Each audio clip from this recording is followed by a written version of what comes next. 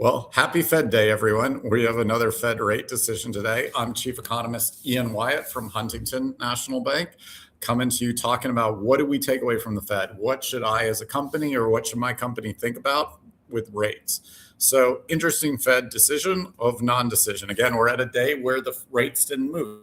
The Fed didn't move rates, but there was a whole lot of signal happening on where rates are going. So what's our takeaway from these economic projections and the statement of the Fed? One, the Fed sees a really different economy than it did a few months ago. There were some very strong words used describing the state of the economy: a solid pace of economic activity, strong productivity, and CapEx spend. These are fairly strong words, and they also had strong words on the inflation side as well. They said it's well ahead of target.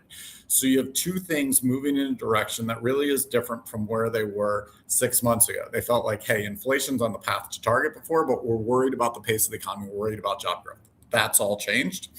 That makes sense given the job data we've seen. Over the last 3 months, job growth has averaged 188,000 a month. For the prior 12 months before that, so February to February, 13,000. So this is a pretty dramatic shift we've seen in the job market. The Fed also listens and talks to business. They publish it in something called the Beige Book. And there too, we're hearing tone from business, forward-looking tone of both, hey, good demand, good economic activity, same thing we're often hearing from our clients. I'm hearing out on the road from our clients, as well as real pricing pressure. And we've seen it, and it extends beyond energy.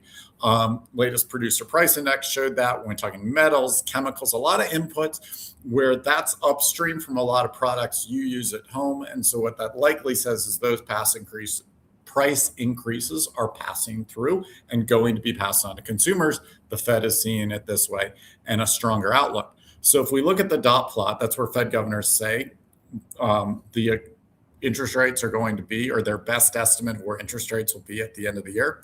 We see a perfectly evenly divided Fed, 18 votes. The chair decided he's no longer going to participate in the dot plot. Our new chair did.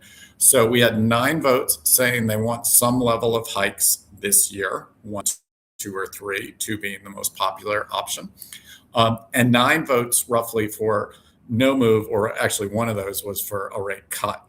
So you have a very evenly divided Fed. And the market's starting to price that in, and we're going to talk to Scott McGrath from the rates desk, who trades rates for us every day in Columbus and works with our clients, helping them figure out interest rate strategies and understand, how did the market react? How did the market react to the dot plot? What they saw is potentially a bias towards hiking. Yeah, that's exactly right, Ian. The market took that statement as relatively hawkish, and really what that meant was the Fed was maybe a little bit more weighing the risk to inflation. They had mentioned elevated inflation, and with that dot plot distribution, the market started pricing in odds of future interest rate hikes from the Fed. Whether or not that's delivered or not, that's what is factored in.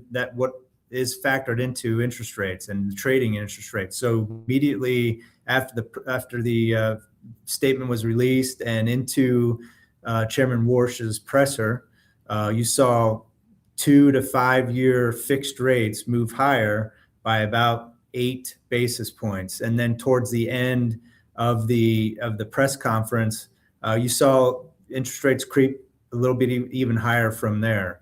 And a lot of that is measuring or managing what the risk is if inflation stays elevated, that the Fed will have to, potentially hike rates. And I think that's where more information will come. The Fed does turn around and meet relatively quickly at the end of July. So we'll get another insight into what they're thinking after a few more weeks of data from the economy. But for now, it seems like the pressure is for interest rates, potentially to be hiked by the Fed. And you've seen that reaction in the market here shortly after that has ended. Yeah, people may view the Fed as evenly divided in terms of votes right now because you have roughly 9 for hikes and 9 for holding rates flat. I wouldn't say that's entirely true from what we know, because the reality is there are only 12 members, and you add up 9 and 9, you're like thinking that's a lot more. In fact, there's 19 total in the population there. One of them abstained from adding. And why that is, why you have that difference is the regional governors they vote roughly every third year. They're in the voting rotation. And we know is those regional governors are not evenly distributed on both sides of that group. They tend to be the more hawkish group. They're pushing for hikes more. So I don't think the hiking camp is quite as strong as that dot plot presumes. The other interesting thing, so the dot plot, they release it for a few different dates. So they say, where do we think interest rates are going to be at the end of this year? Where do we think interest rates are going to be at the end of next year? And there you really see that divide. So all that camp, roughly, it looks like from the dot plot, where do they think they'll be the end of next year? Generally see rates up a bit and roughly, where they might end 26 with a bit of a hike. What's interesting is all those folks who say, hey, we expect rates to be unchanged at the end of 26, they're more worried about weakness, and they actually expect cuts next year. So you still have very divided Fed and also a really different idea of rate path over the coming year. And I think the other thing when you think about that, though, is part of how the market prices stuff, and Scott was talking about this as a bit, is a distribution of possibilities. So even if they think the most likely path is no change, if they say no possibility of cuts and a decent possibility of hikes, then as Scott's talking about, risk to the upside of inflation, they're going to price in a hike. Now, that doesn't mean they think that's the most likely path. They just think that's the average of the distribution of possible scenarios. And they really are. And I'm having a hard time coming up with a scenario that could involve cuts. Well, this is also an interesting day. We have the new Fed chair, definitely changing communication style, sending a message. Let's talk to a former Fed employee, our teammate and economist at Huntington, Thomas Montgomery. Help us understand that sort of Fed inside baseball. Thanks, Ian.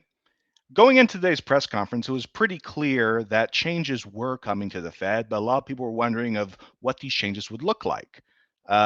In the press conference he gave today, Kevin Warsh outlined that the changes that are coming are going to be gradual, they're going to be very collegiate, and they're going to be pretty well broadcast. It's pretty clear that a lot of the staff being used for it are coming from inside the Fed itself. And I think that helped allay a lot of uncertainty about the scale and swiftness of these changes. Another thing I want to touch on is forward guidance, which you sort of mentioned briefly there, that forward guidance was more or less dropped from the statement that they produced, but it may not be gone, at least for the rest of this year. The task force on communication that Chair Warsh talked about will give a determination in either fall or winter of this year, and whatever they come up with, forward guidance might be dialed back a bit, but it probably isn't going away. We saw today during the press conference that there was very clear emphasis on the commitment to getting price stability back down. That sounds kind of similar to forward guidance, if you ask me. Yeah, so interesting day, a lot of words, and those words actually really mattered for the rates market despite interest rates staying unchanged at the short end. It's certainly those words pushed up, as Scott was talking about, the 1 and 2 year outlook, because we do see a real shift in Fed tone, and it reflects the economic data. All of us are seeing this in the data. It reflects a stronger labor market. I think it reflects a somewhat more inflationary economic environment. And it's not just the Iran war, which seems to be coming to an end, hopefully. We will see on that if goods and supplies start moving through there. It reflects robust AI capex happening. At this point, capex this year on AI, just fun stat, is almost as big as the Defense Department's budget. So that's kind of an idea of the magnitude of capex spend, and that's helping drive some inflationary pressures in the economy. And that's what we're seeing, and that's what the Fed is seeing, and we're hearing from companies is they're still feeling a tight labor market at the lower end. I was just talking to a client here in Winston-Salem, talking about that in their manufacturing facilities, hearing that idea that they're seeing some challenges on the blue collar side of the labor market, while the white collar side of the labor market remains a bit softer. But overall, the labor market's tight enough that the Fed and the economy is doing well enough, and it's adding enough jobs. The Fed's really, this is a pivot. I think that's what we can say about this meeting. This is a pivot. This is a shift in outlook. and the bond market is pricing accordingly. So that's your idea of where rates are going to go. Our best case, our best likelihood case, by the way, is no change this year, maybe a hike early next year.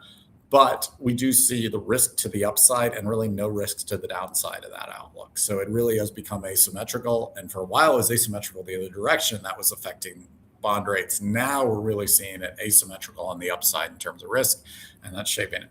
So with that, any other comments you guys want to add? Yeah, Ian, quick takeaway again, just like that is, maybe a lack of forward guidance, future from the Fed, and then also differing views amongst the Fed officials, I think to me leads to more volatility in the near term. And as those distributions get wider, you're definitely going to have more dispersion around potential outcomes in the interest rate environment. So keep that in mind too, as we move forward. I think we'll continue to see volatility as the data and the Fed work it out. Yeah, that's a great point. Certainly, if the Fed pulls back on forward guidance, I think that forward guidance, they've definitely used it to shape the 1 year and 2 year rate environment. And they've also used it to make interest rate decisions less surprising. Yep. We feel like most of the decisions lately have been pretty well telegraphed and really not been a surprise. And if they pull back on forward guidance, we could see a little more volatility in the rate environment. I think that's a very likely scenario. And we'll see some big moves potentially on the next, CPI report, the next PC inflation report, and the next jobs report. This really can increase interest rate volatility in the market. Any final takeaways from you, Thomas? Yeah, two things. Warsh mentioned that he saw rates as not restrictive, not overly accommodating, but uneven. And I think that's kind of a story of how the yield curve has moved. That these 5-year, 7-year, and 10-year securities have moved higher than where they were before rate cuts started late last year. Whereas for financial markets, he characterized them as maybe not so restrictive, those short-run SOFR rates.